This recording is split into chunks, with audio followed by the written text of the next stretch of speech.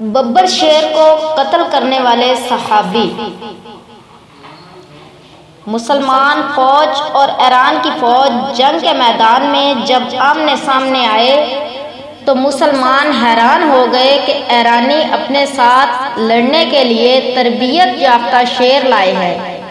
ان کے اشارے کے ساتھ شیر بھاگتا ہے، گرجتا ہے۔ مسلمانوں کی فوج میں سے ایک دل والا بہادر آدمی نکلا۔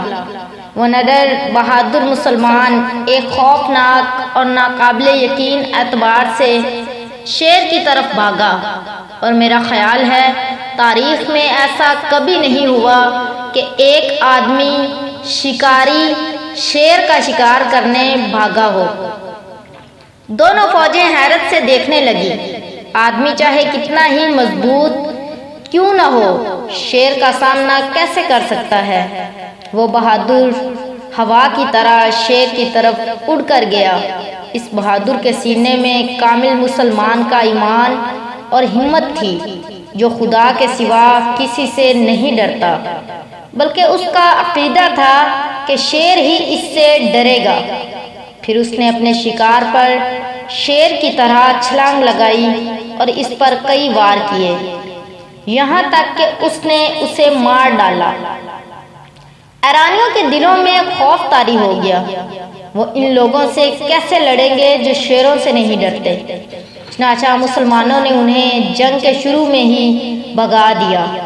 سعد بن ابی وقاص رضی اللہ تعالیٰ عنہ اس نوجوان کے پاس گئے اور ان کا ماتھا چوما، تو اس جوان نے عاجزی کے ساتھ سعد رضی اللہ تعالیٰ عنہ کے قدموں کو بوسہ دیا اور کہا، آپ کی شان نہیں ہے کہ میرا ماتھا چومیں، بلکہ میں چومتا ہوں۔ تاریخ طبری۔ کیا آپ جانتے ہیں کہ وہ بہادر شیر کون تھا؟ وہ ہاشم بن عتبہ ابن ابی وقاص تھے، جو خود بھی صحابی رسول تھے اور صحابی رسول سعد بن ابی وقاص کے بھتیجے تھے۔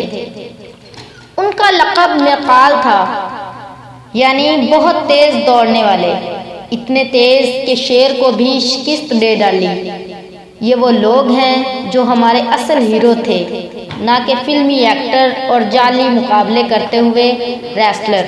ہماری اپنی تاریخ بھری پڑی ہے جس میں حقیقی بہادر موجود ہیں، لیکن ان کارناموں کو پڑھنے والے نہیں ہیں۔